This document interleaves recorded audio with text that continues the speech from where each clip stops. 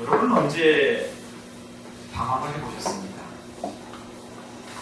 또 어떤 일로 무엇에 관하여 방황을 해보셨습니까? 우리 교회에 아이들이 많이 있지 않습니까? 이 아이들이 시간이 지나면 조금씩 커서 학교를 가게 되겠고 또 그러다 보면 아마도 분명히 사춘기를 맞이하게 될 겁니다. 드디어 질풍노도의 시기를 경험하면서 우리가 감히 감당할 수도 없는 여러 가지 사건들이 벌어지게 되겠지요. 아이들의 생각이 시시각각 날마다 변화무쌍해지면서 어제는 대통령이 되겠다고 했다가 오늘은 과학자가 되겠다고 했다가 내일은 댄스 가수가 되겠다고 했다가 하루에도 12번 꿈이 변하고 생각이 바뀌고 어떤 감정이 변화되는 모습들을 보면서 우리가 조금 당황해질 수도 있을 것 같습니다. 특별히 그 아이들이 때로는 정말 하늘 높은 줄 모르고 천상천하 유아독존과 같이 자기 도치감에 부풀어 올랐다가 혹은 갑자기 제풀에 지쳐서 쓰러지고 자괴감에 빠져있는 감정의 기복도 우리가 보게 되겠죠.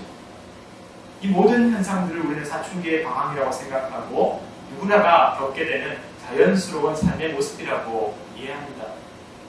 여러분, 그런데 우리가 한번 이런 질문도 해볼 수 있겠죠. 그 아이들의 세상 고민을 다 짊어지고 살아가고 있는 것 같은 그 방황이 과연 그들만의 것일까? 오늘 살아가고 있는 우리 가운데 그러한 염려와 고민과 걱정과 방황은 없을까? 일종의 국면의 사춘기를 보내고 있는 분은 혹시 없으실까? 그리고 이러한 웃어넘길 수 있는 건 아니고요. 누군가에게 말하기 힘든 말 못한 고민과 사연과 혼란스러운 마음 가운데 계신 분은 없습니다. 오늘 하나님께서 우리에게 주신 이 말씀이 바로 방황에 관한 말씀입니다. 너무나 무척이나 익숙한 이야기죠. 그래서 소위 탕자의 비유라고 하여서 우리가 지금까지 신앙생활을 하면서 혹은 신앙생활을 하지 않으면서도 이 이야기를 너무나 익숙하게 들었습니다. 여러분, 오늘 우리는 이 긴 말씀, 이미 다 알고 있는 이 말씀을 두 차례에 걸쳐서 끈덕지게 우리가 다 읽어내었습니다. 여러분 어떠셨습니까? 이 말씀 읽으시면서 이들의 모습이, 이들의 삶이, 이들의 마음이 우리 가운데 다가오셨습니다. 둘째 아들의 그 모습을 보면서 어떤 마음을 생각하셨어요? 참 별나다. 참 고생 많이 했다. 아니면 참 그래도 아버지 잘 만났다. 그런 생각하셨습니까? 아니면 첫째 아들을 보시면서 어떤 생각을 하게 되셨습니까? 야, 참 너는 내 모습을 보는 것 같구나 하는 분이 계십니까? 혹은 너의 그 섭섭함과 서운함이 내게도 느껴진다. 혹은 아니 마지막에 잘 나가다가 왜 그랬습니까? 하는 생각이 들지는 않았습니다. 또 아버지의 모습이 여러분에게는 어떻게 보십니까? 오늘 말씀을 잠깐 살펴보도록 하겠습니다. 한 아버지에게 두 명의 아들이 있었다고 하죠. 그 중에 둘째가 어느 날 아버지에게 유산을 요구하면서 받은 분깃을 가지고 먼 나라로 떠나게 됩니다. 그리고는 그곳에서 그가 준비하고 계획했었던 무슨 일을 하던 찰나에 그 일들이 잘 되지 않아서 모든 가지고 있었던 소유한 것들을 잃어버리고 탕진하게 되었다고 합니다. 그 말씀을 살펴보니 씀씀이가 해프고 허술해서 그런가 봅니다. 급기야 타지에서 남의 집 종살이를 하면서 하루하루 겨우 생계를 연명하는 처지에 놓여지게 되죠. 돼지가 먹는 사료, 쥐염 열매를 먹으면서 살았다고 하니 그 형편이 어떠한지 짐작이 됩니다. 바로는 그 둘째 아들이 결심을 하게 되죠. 이대로는 안 되겠다. 돌아가야겠다. 우리 아버지 집에는 풍족하고 먹을 것이 많고 품꾼들조차도 행복하게 살아가는데 나는 여기서 지금 무슨 고생을 하고 있는가? 안 되겠다. 아버지께로 돌아가자 하면서 아버지 앞에 엎드려 자신의 지난 날을 회개하는 건 아니겠습니까? 내가 하늘과 아버지께 죄를 지었습니다. 나의 지난 날을 반성합니다. 아버지 나를 용서해 주시고 나를 아버지 집의 품꾼과 종으로라도 살아주시면 안 되겠습니까? 했던 것이 둘째 아들의 모습이었습니다. 그 모습을 아버지께서 어떻게 반응합니까? 내몰차게 냉대하지 않으시고 끌어안으시고 목을 안고 기뻐하시면서 성대한 잔치를 열고 우리가 함께 먹고 즐기자. 우리가 함께 기쁨의 잔치를 누리자. 내 아들이 죽었다가 살아났구나. 함께 많은 사람들과 그 기쁨을 나누고자 합니다. 여러분, 오늘 이 말씀이 만약에 우리가 영화관이나 TV 브라운관을 통해서 볼 수 있는 애니메이션이나 동하였다면 아마도 이야기는 여기서 끝이 나지 않겠습니다. 그래야 탕자의 비유가 되지 않겠습니까? 이렇던 아들이 돌아왔다. 그들은 이제 행복하게 잘 살았다. 아들은 아버지에게 효도를 하면서 아들과 아버지는 오손도손 행복하게 오래오래 잘 살았습니다 하면 아름다운 동화의 이야기가 막을 내리게 되겠죠. 그렇게 끝이 아닙니다. 오늘의 말씀이 여기서 끝나지 않습니다. 그렇게 아름답고 해피한 동화로서 마무리되는 것이 아니라 새로운 문막이 열려지게 그리고 새로운 주인공이 등장하죠. 누구입니까? 첫째 아들. 첫째 아들. 분위기는 행복한데 모든 기뻐하고 있는데 모든 즐거워하고 성대한 잔치 가운데 들떠 있는데 그 아들의 얼굴만이 알지 못합니다. 어둡고 뭔가 불평 가득하고 이 모든 상황이 탐탁치 않습니다.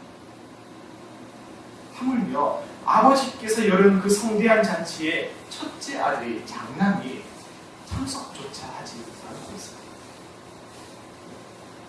그 모습을 보고 아버지가 나와서 함께 하자고 말을 건네는 것이 오늘의 말씀의 후반부 아니겠습니까? 그때에 이 첫째 아들 무엇이라고 답합니까? 아버지요, 제가 이제껏 여러 해 동안 아버지를 섬겼는데 제게는 염소새끼 한 마리라도 주신 적이 없지 않습니다. 둘째 아들, 그 녀석은 아버지 살림을 술집 여자에게 갖다 바친 못된 녀석 아닙니까? 그런데 어찌 그 아이가 돌아왔을 때에는 살찐 송아지를 잡아서 그 잔치를 벌이십니까? 아버지 야속합니다. 아버지 속상합니다. 너무합니다. 이것이 오늘의 이야기죠. 여러분, 오늘 이 말씀을 들으시면서 어떤 마음을 갖게 되셨습니까? 어떤 생각을 하게 되셨습니까? 또 오늘 이 말씀 가운데, 이 이야기 가운데 우리가 들어가게 된다면 나는 어떠한 사람에 가까울까? 또 나는 그들을 보면서 어떤 마음을 갖게 될까? 또 누구와 비슷한 입장으로 지금까지 삶을 살아왔을까? 여러분 질문해 보셨습니까? 아버지 집보다 세상이 더 좋아서 여기저기 떠돌다가 고생했었던 둘째 아들입니까? 혹은 이제껏 착실하게 아버지 집에서 충실하고 모범적으로 살아왔었던 첫째 아들입니까? 여러분, 둘째 아들은 첫바람이 들었다가 나중에서야 철이 들었죠. 하지만 첫째 아들은 늙음하게 늦바람이 들었습니다. 잘 나가다가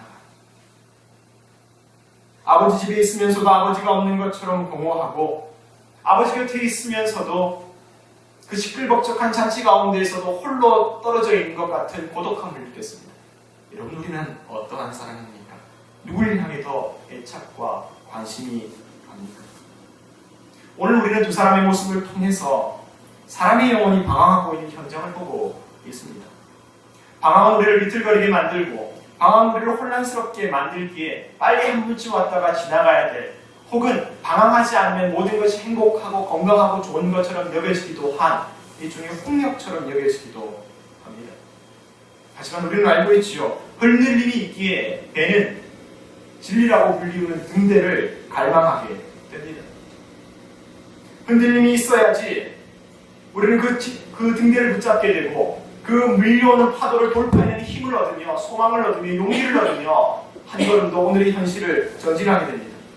흔들림 없는 인생, 그저 이대로 살아가는 것이 만족스럽고 그냥 이것이 전부인 것이 최선일 때에 그에게 다가오는 위기와 어려움들을 돌파해낼 만한 힘을 얻을 수 없습니다. 둘째 아들은 고난의 끝에서 아버지의 품이 얼마나 따뜻한 것인지를 깨닫게 되었죠. 첫째 아들은 예기치 못한 형편 가운데에서 그가 이제껏 하지 않았었던 불평을 터뜨리게 됩니다. 그런데 여러분, 그 불평이 있을 때에 비로소 첫째 아들은 알게 됩니다. 내가 어떠한 사람인지.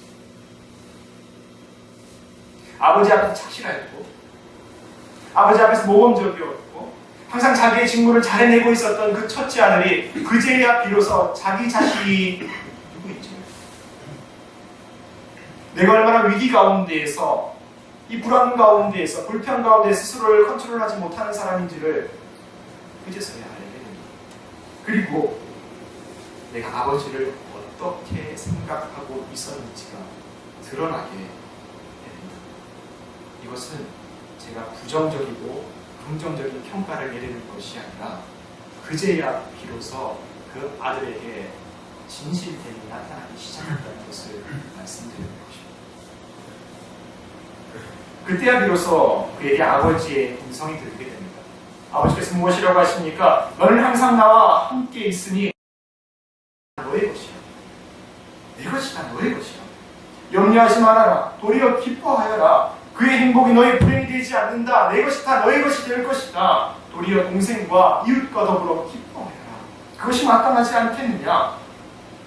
그 불평과 그 말을 걸었던 그 시간 속에서 비로소 그는 그의 마음도 알게 되고 아버지의 마음도 알게 되는 그 시간을 맞이하게 됩니다.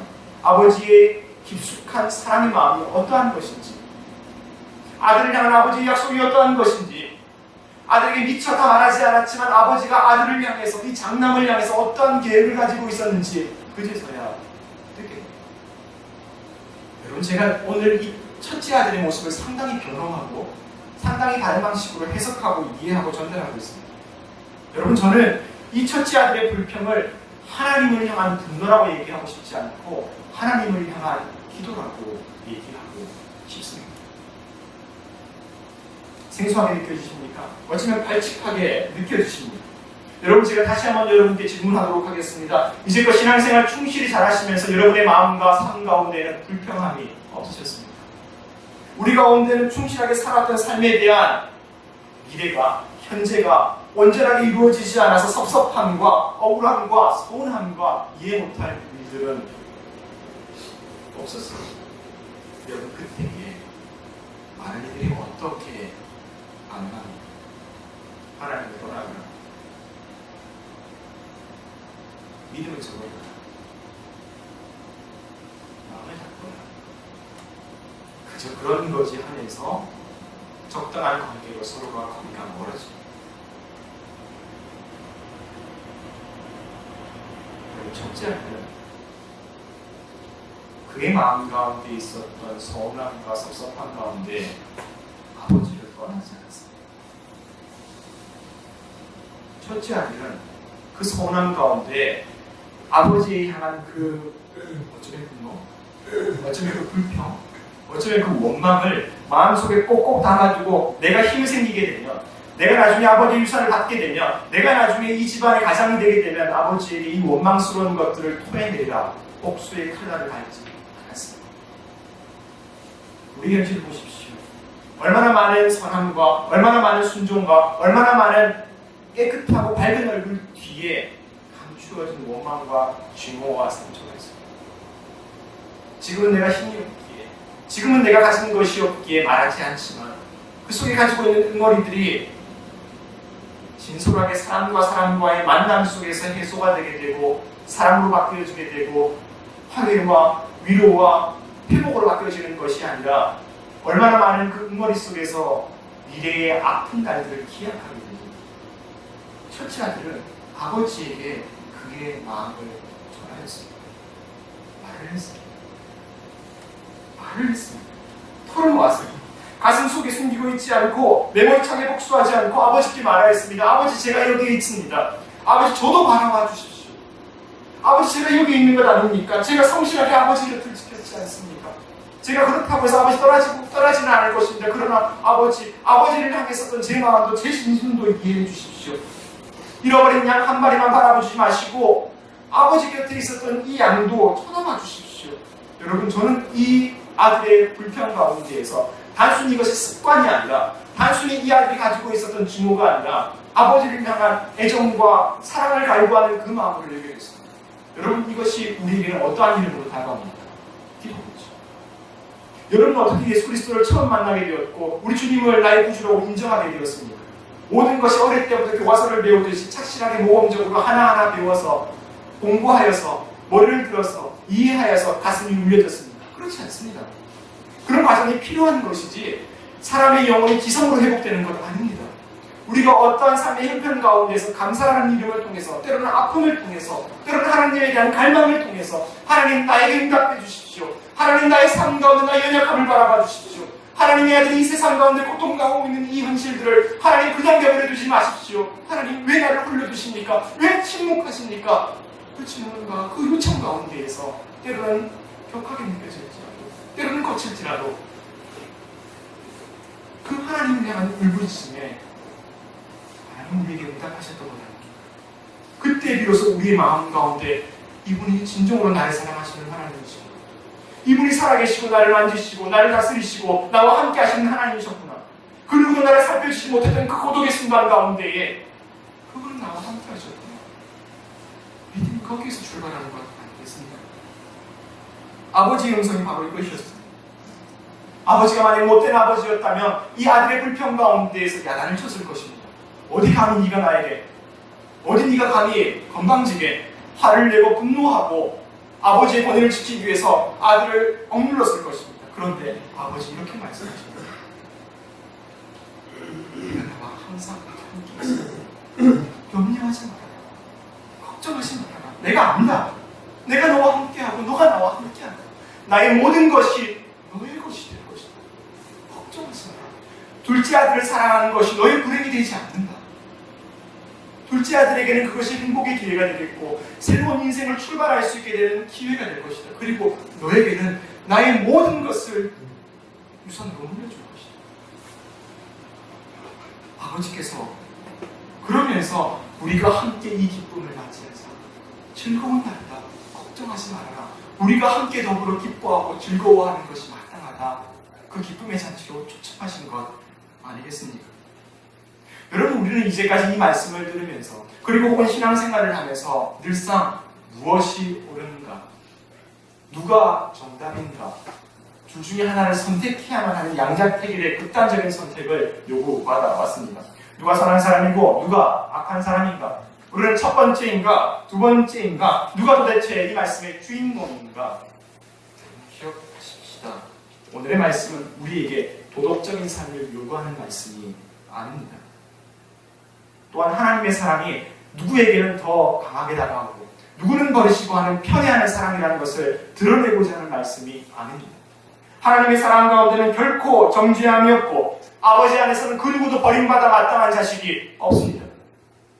둘째 아들에게는 둘째 아들을 향한 사랑이, 첫째 아들에게는 첫째 아들을 향한 아버지의 사랑이 오늘 이 말씀 가운데 담겨져 있습니다. 여러분, 교회의 탄생이 바로 이와 같습니다. 여러분, 교회는 어떤 사람들로 세워지게 됩니까? 어떤 사람들로 채워지게 됩니까? 약하고 힘들고 병들고 세상에서 험한 시절을 살았던 사람들만이 채워지는 것입니까? 그렇지 않습니다. 그러면 모범적이고 건강하고 세상에서 성공하고 가진 것이 많은 사람들, 영향력 있는 사람들을 통해서만이 교회가 채워지는 것입니까? 그렇지도 않습니다. 교회는 모든 인생과 각자의 역사 속에서 하나님을 만난 사람들, 그리고 하나님의 다스림 가운데 나오게 된 사람들이 지금의 형편이 비교하고 지금의 형편이 다른 사람보다 조금 낫고 지금의 형편이 각기 다를지라도 하나님을 만난 고백, 하나님을 만난 감동, 하나님을 만난 사람들을 통해서 하나씩 하나씩 채워지고 세워지게 되는 것 아니겠습니까? 그러므로 여러분, 오늘 말씀은 우리에게 강력하게 요구하고 있습니다. 하나님 앞에서 진실하자. 아버지 앞에서 진실하자. 우리가 모범적인 아들이 되고자, 우리가 세상 가운데 티 없고 흠없는 사람 되고자 참으로 많이 신경 쓰고 직장 가운데에서 경쟁 가운데에서 노력해왔지 않습니까? 여러분, 그것을, 그 세상의 어려움을 하나님 앞에서 그렇게 하지 않으셔도 괜찮습니다. 하나님은 이미 다 그거 알고 계시고 그런 둘째 아들도 끌어안으시는 우리 하나님이신 줄 믿습니다. 여러분, 그 사랑의 은혜가 저와 여러분 가운데 있었으면 좋겠습니다. 그 사랑의 은혜가 저와 여러분 가운데 있기를 축복합니다. 그리고 그 사랑이 우리에게 다가온 것처럼 우리 또한 교회의 재직이고 교회의 어른으로서, 한 가정의 어른들로서 한 직장의 오너이자 상급자이자 선배로서, 연장자로서 이 아버지의 모습, 불평하고 투정하고 또 때로는 나의 권위를 침범하는 것 같은 그런 인생들 가운데에도 이 아버지의 모습을 닮아갈 수 있다면 가정이 화해하게 되고 회복되는 역사가 저와 여러분의 삶의 구석구석에도 일어나게 될 줄 믿습니다. 기도하겠습니다.